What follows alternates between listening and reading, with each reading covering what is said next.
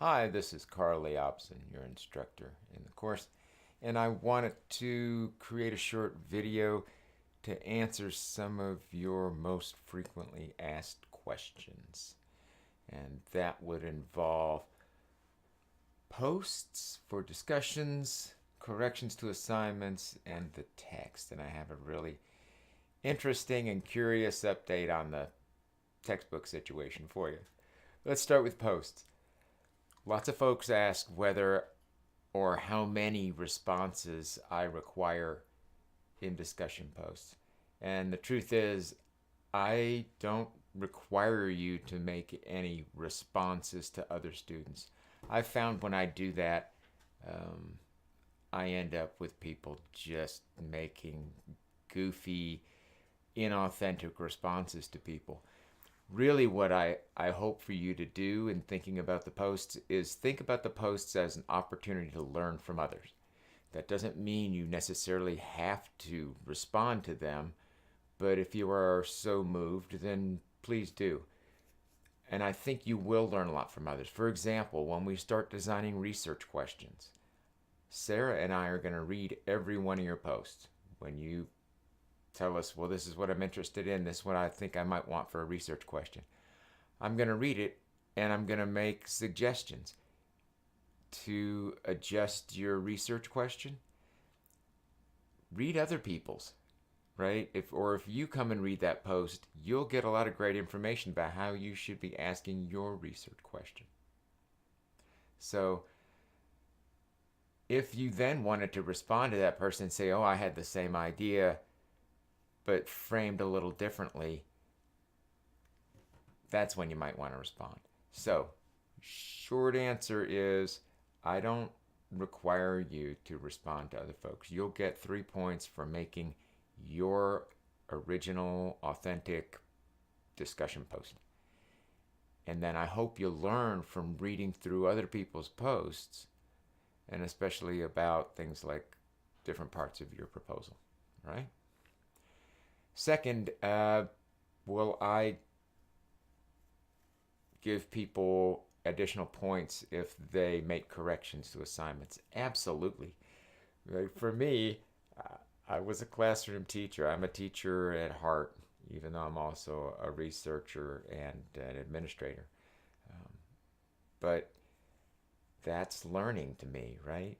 So I really encourage you to take the feedback that Sarah and I give you and update. For example, when we do the graphing assignment, I don't expect all of you to be graphing nerds like me. Um, so maybe you make some errors the first time through, and I say, hey, remember you're supposed to get the zero off the baseline. Um, and you take it back and you fix that and you send it back to me and the zero's off the baseline. Hallelujah, more points for you. It shows you and me some real growth, and that's what I think is important. All right, so again, short answer, I accept updated assignments and will give you additional points for your corrections. Lastly, some interesting things have happened in terms of the text. There are actually 3 versions of Ledford and Gast. The original one was actually Gast and Ledford, but Gast, he's getting older and he wants out of this. He's been turning things over to Ledford for the last few years. The second edition is the edition that this course has most recently been designed for, okay? But the third edition just came out in 2018. I didn't realize they were pushing out another edition that quickly.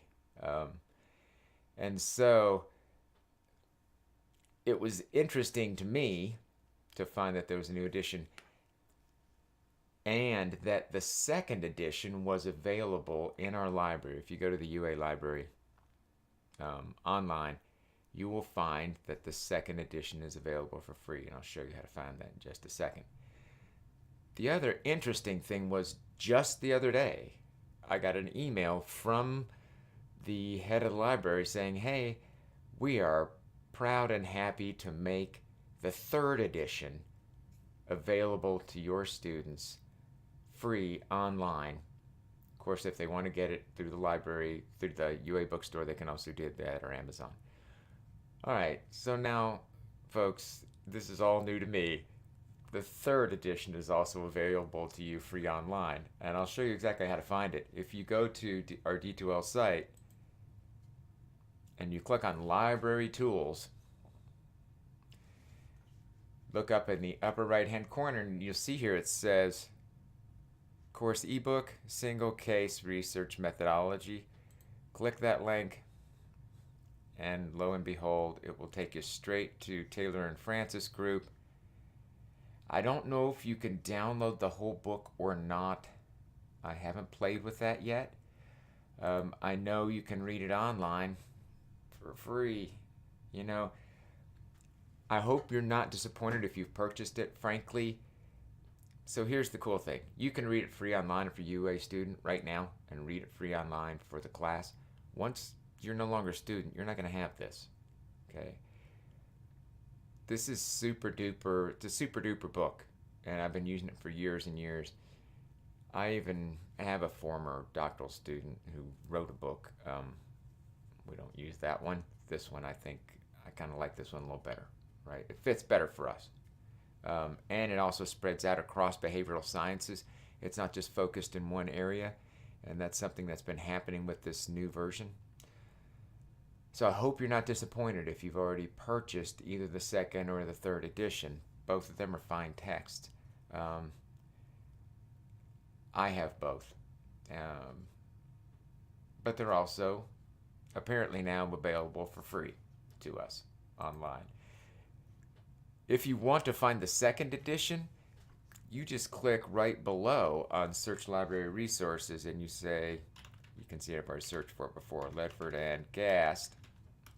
Hit the search. You'll get a bunch of their articles, but you'll also get a link to the 2nd edition. You won't find in that list, you will not find the 3rd edition, right? So if you just go into the regular library system from the library homepage and you search for the 3rd edition, you will not find it. You will only find the 2nd edition.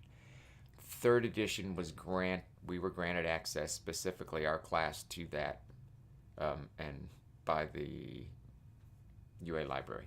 Okay.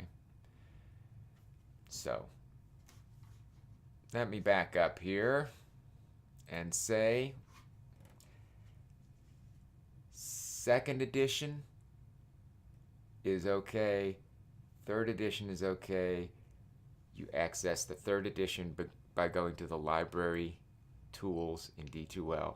You can also access the 2nd edition there if you want to. What Sarah and I will do is we will create a table, or either create a table, or we'll make sure that it's in the content every week that describes for you where to read the material in the 2nd edition and where to read the material in the 3rd edition. Okay? So you're good using 2nd or 3rd edition. Both of them are free. And if you've purchased them, they're both fine texts to own and use on into the future. This material, it's timeless. It doesn't change. It's based on behavioral theory, and if you're an ABA person, you get it, that those are tried and true concepts. All right? I hope this clarifies some of your questions about posts and about corrections and about the book, and I'll come back with another video when there's a reason to update you on something else. Bye-bye.